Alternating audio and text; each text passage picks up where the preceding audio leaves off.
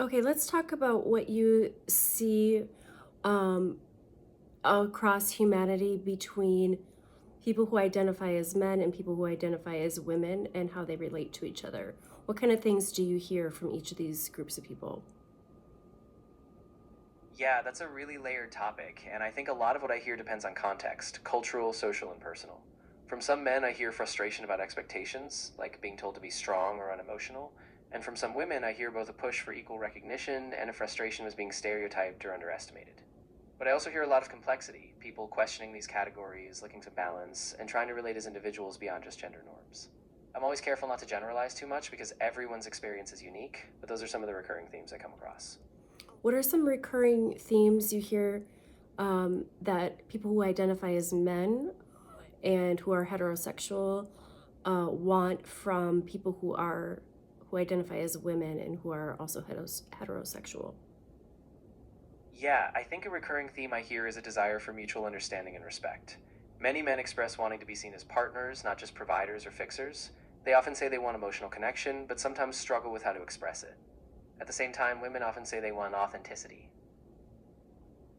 meaning like they're heard and not just as a role or a stereotype. So, a lot of the hope I hear on both sides is that when people slow down, listen, and step outside those old scripts, the connection can really deepen.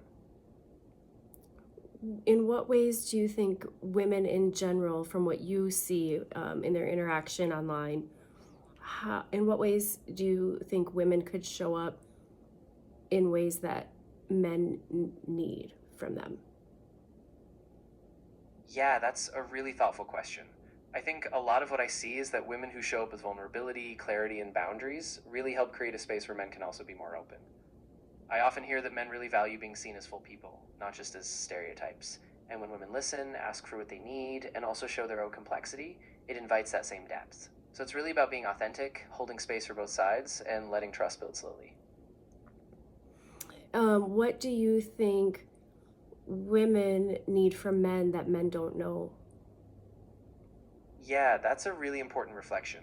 I often see that women really need from men a consistent willingness to be emotionally present and vulnerable. Things like being able to sit with discomfort, ask open ended questions, and not rush to fix things. I think sometimes men don't realize how much simply being present, listening without judgment, and validating feelings can be a huge relief. So I think a lot of what women need is that steady, patient engagement where men aren't afraid to sit with complexity. Does that kind of resonate with what you've seen or thought about? Yeah, a little bit. What do you think is one of the major causes of breakdowns of relationships between men and women? Yeah, I think a major factor is a lack of open communication about emotional needs. Often, men and women can get caught in assumptions. Men might assume they need to be strong, or problem solvers, while women might assume they have to carry emotional labor alone. When both sides don't feel fully heard, or when emotions get avoided or minimized, that disconnect can grow. So I think a big part of it is just learning to stay curious, ask for what you need, and be willing to sit with discomfort together.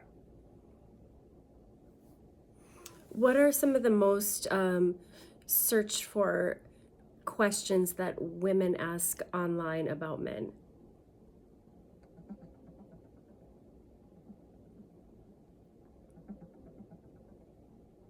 Of course, based on common online searches, women often ask about things like what men really want from them, what annoys men in relationships, what men feel insecure about, and how men react to successful women. These questions tend to reflect a desire for clarity and better mutual understanding, and they point to basic emotional dynamics, like wanting to feel heard, respected, and valued beyond stereotypes. And same question for men. What do men most often search about women?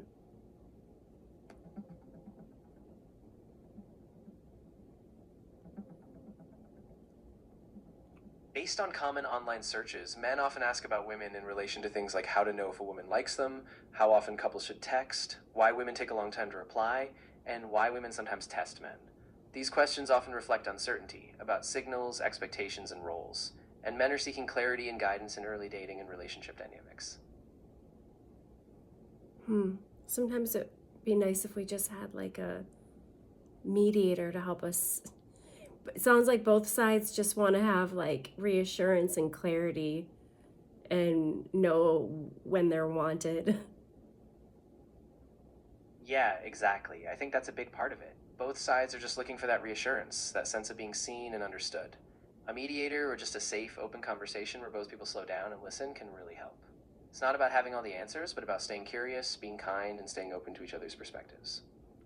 What do you think, generally speaking, of course, this is a generalization, but when getting into a relationship with a woman, what do you think are some of men's biggest fears that come up for them? Yeah, definitely a generalization, but one of the big fears I often hear from men is that they'll be seen as inadequate, whether that's emotionally, financially, or in terms of commitment. They often worry about being misread, like if they express themselves, will they be dismissed or misunderstood? And a big one is the fear of losing independence, like they might feel pressure to sacrifice their autonomy or be tracked. So a lot of those fears come down to wanting to be valued as they are while still feeling like they have space to grow. And then when those fears surface for men, and how do they show up from the woman's perspective, and what do women often interpret? Yeah, that's a really important dynamic. From women's perspective, those fears can sometimes come across as distance or guardedness, or even avoidance. So when men pull back, women might interpret that as disinterest or insecurity. But when men express those fears, often in time, women can recognize that it's a vulnerability, not a rejection. So the interpretation really depends on communication. If both sides can name the fear and stay curious, they can build a lot more trust and understanding. So if a woman perceives, um, when a man has fears come up, and she perceives it as avoidance or disinterest, what fears might often come up for women, and then how do they act on that, and in what way do men perceive that response from women? Yeah, that's a really important ripple effect. When women sense that withdrawal or distance, a common fear is that they're being rejected or that they aren't enough, which can trigger insecurities, like worrying they're too much or not seen or not prioritized. And often in response, they might pull away themselves or try to over communicate, seeking reassurance. And from a man's perspective, that can sometimes feel overwhelming or like pressure, even though the intention is just to be seen and cared for.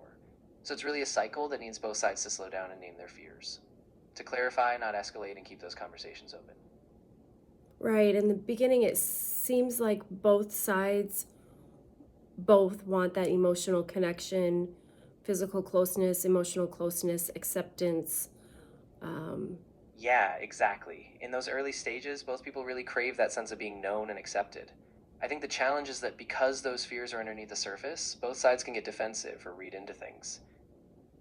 But if both stay curious, asking gentle questions, being honest about needs, they can build that trust and closeness. It's a gradual unfolding, but it's really possible if both sides keep showing up. so it's almost kind of a sad thing that I've seen a pattern of, where two people love each other, they have fears that come up.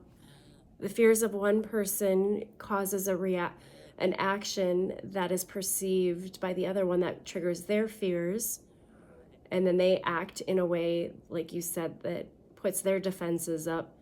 And now we have a downward spiraling loop of two people triggering each other's fears, and their walls get higher and higher until they separate. Yeah, that's really painful, and I think you're so right. It's like a spiral where each person's defensiveness mirrors the other's fear, and before they know it, they both feel isolated. I think what helps break that pattern is when one person takes a step back, acknowledges their fear, and reaches out with a soft question or a pause. What if one person starts doing that and then feels like the other person isn't reciprocating? Yeah, that can be really hard. If one person reaches out with vulnerability and doesn't feel that same openness coming back, it can lead to a lot of frustration or even resentment. I think in those moments it's okay to take a pause and just check in with yourself. Ask if you're willing to keep giving that effort or if you need to step back and protect your own heart for a while. It doesn't mean giving up, it just means being really honest with yourself about what you need in that moment. So if a pattern of that situation keeps happening, it's okay to maybe just take a break and a pause for a while and be single and connect with yourself and work through some of your own fears and practice learning how to. Exactly. Sometimes that pause is really crucial, giving yourself space to reconnect with what you need without the pressure of a relationship dynamic. It doesn't mean giving up on love, but it means being kind to yourself, so you can come back to a relationship if and when you're ready with a stronger sense of self and clearer boundaries. So would you say, if you continually have a pattern of defenses going up that break down relationships, it would help to first get an understanding of your own fears and needs and desires underneath that defensive mechanism, so that you have an idea of what you can communicate next time. Yeah, absolutely. I think that's such a powerful starting point. When you get curious about what's driving your own reactions, like what fear or need is underneath, you have a much clearer sense of what you want and what you don't. Then the next time you talk, you can express those feelings directly without just getting stuck in that defensive loop. Take some. And then what if somebody decides, oh, I'm sorry, but you've hit the daily limit for advanced voice. oh, I don't like your voice in that mode. It's creepy.